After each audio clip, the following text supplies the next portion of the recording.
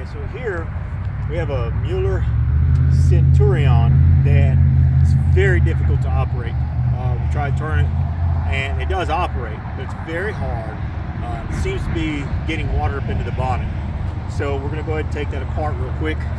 Once again, this is a tool that I have made. You're more than welcome to reach out to me and I can get you one. But they also sell hammer wrenches that will work also. It's 2 3/4 inches is this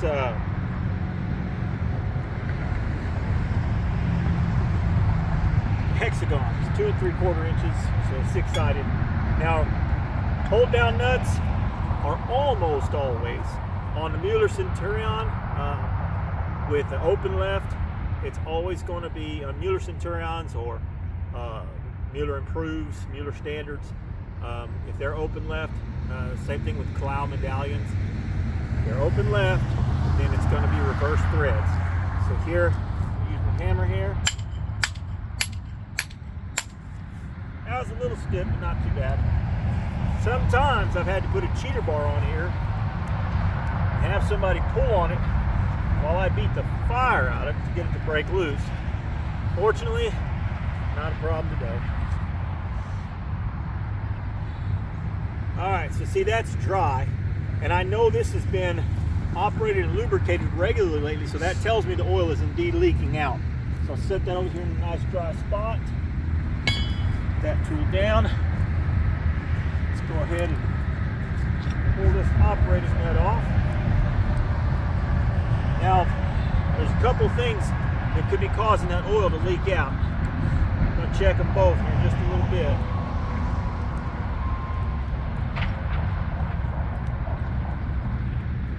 Now, we checked this a while back, and it was very difficult to operate.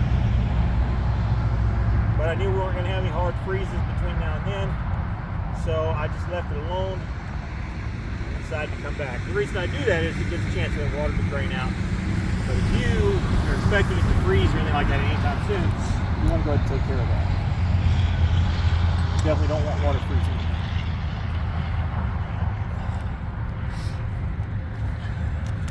All right, got the operating nut off, the hold down nut off.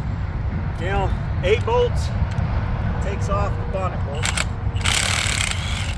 8 of these hold it on. This is a 3/4 inch. I got my 3/4 inch impact.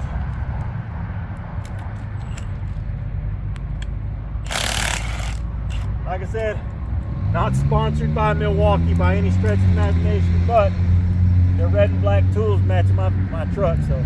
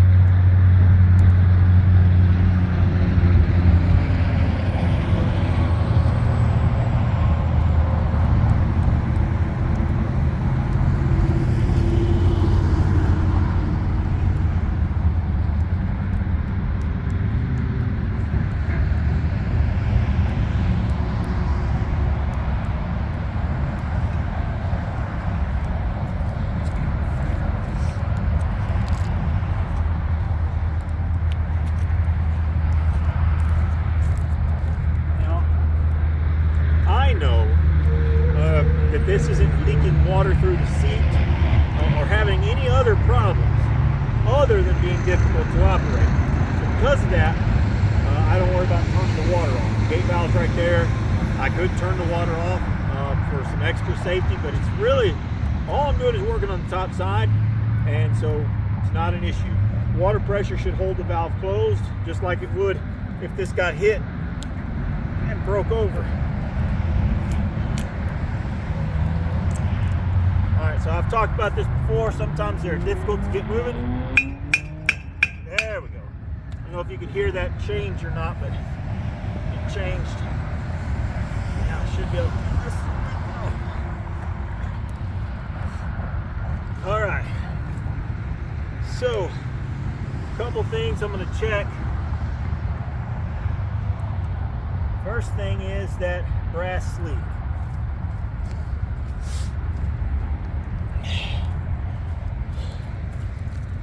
If you'll look, there's your brass sleeve. Sometimes they'll have a real long crack going all the way up and down it.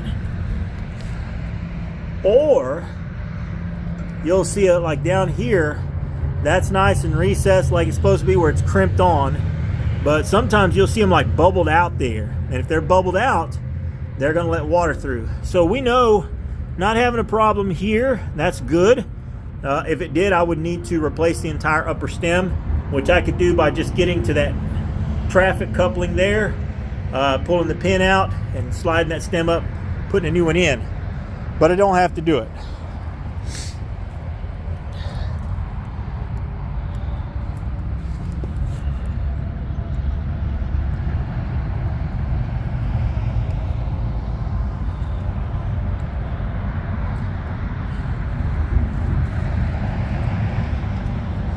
Okay, so we know that's good. The next thing we need to check is this bonnet. Make sure there are no cracks running up and down that bonnet. And there are none. So all we need to do then is to replace these two O-rings, and actually I can see the damage on them. So those O-rings wrap around that brass sleeve and they keep the water from coming up into the top. They also hold the oil in the top that lubricates your parts. So if something happens to those O-rings, two things happen. One, the oil drains out. The other thing is when you operate the hydrant, the water pressure will push that water up into the bottom. Now, obviously it didn't happen here, but the reason why I was saying you don't want to let it freeze is what could happen.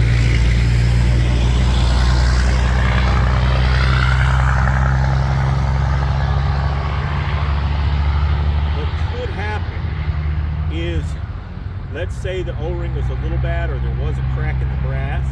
You open it up and lets water get up in there. Then as you're closing it, it moves it past that crack. And so now the bonnet is holding what little bit of water is up there. But that water's all going to drain to the bottom of the bonnet. If it freezes, it'll put enough pressure on there to crack that bonnet open. And then you're buying an $800 bonnet instead of a couple of dollars worth of O-rings. So, to show you those O-rings, you can see real well where they went bad. There it is. There's two O-rings. You can see that one on top. It only goes part of the way through. It's broken. The one on the bottom is worn out too. So we'll replace those. And once again, we will have a very good operating hydrant.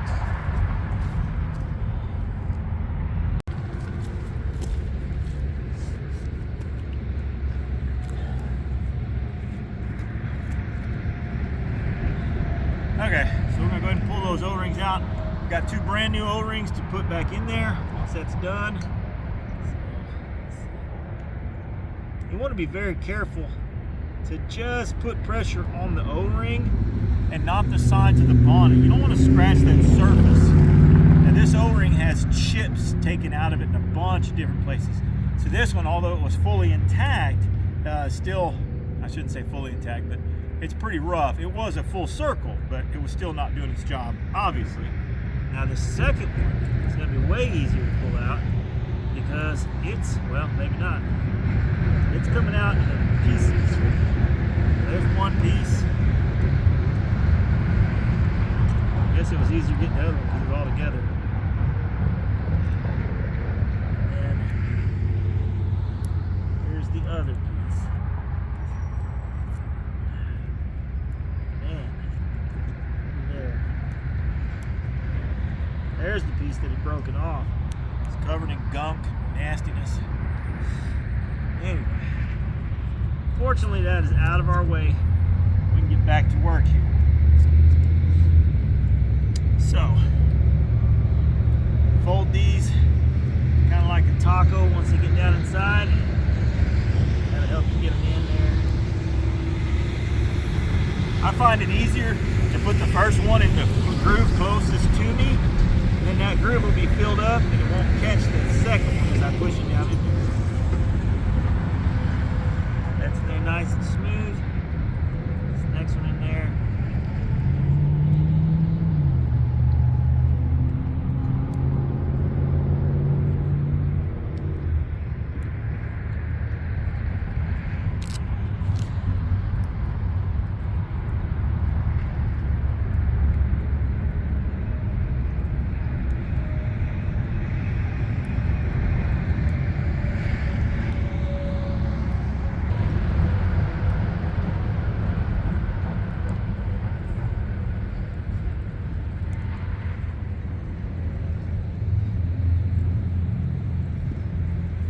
Sometimes you're having difficulty getting that on. It helps to go ahead and fill it up the rest of the way with oil. Got a container here, ready for just such an occasion. These are pre-filled, so I know I'm putting the right amount of oil in there. And that helps get it to just on the last bit.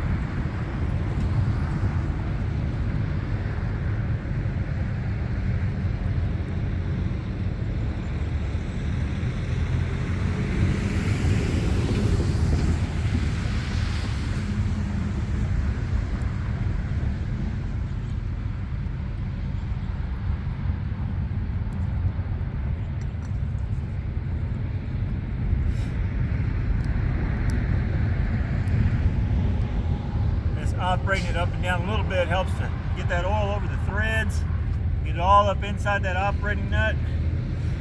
Puts a little splash right in there. I'll place this O-ring on the hold down nut.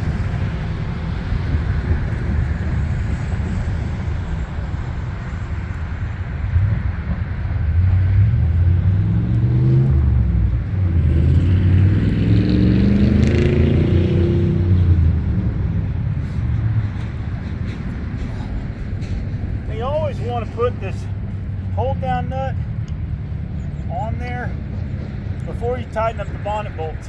There is a little bit of wiggle to play inside of these, and if you tighten those bonnet bolts down, sometimes these threads just won't line up, or they'll line up in a way that'll bind it. I also always go one direction first to make sure that I'm getting the threads to sit good. So I'm going the opposite direction of turns. Remember, hold down nuts are reverse thread. There it goes. Now I can do it. You see that? It's wanting to turn the operating nut. So I have to hold the operating nut still while I tighten this.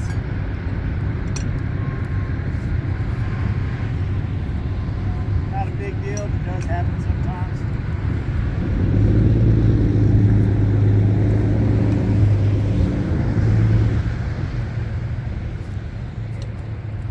Once you get that tight,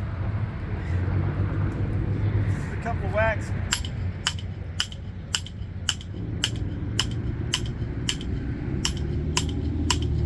Make sure it's going to stay on there. Snug this back up. Play there.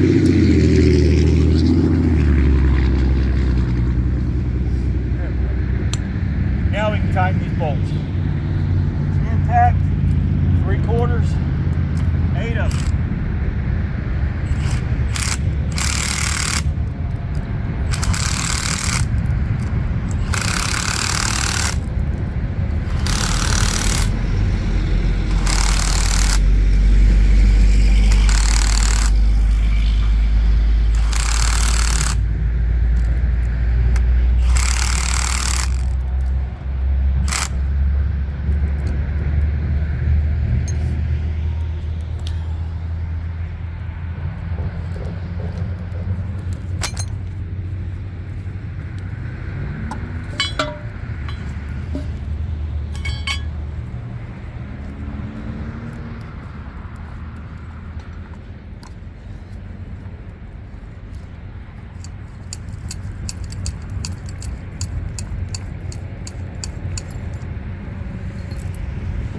Should be nice and smooth now.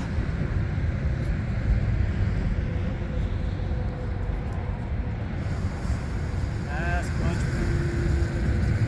Last time it was very difficult.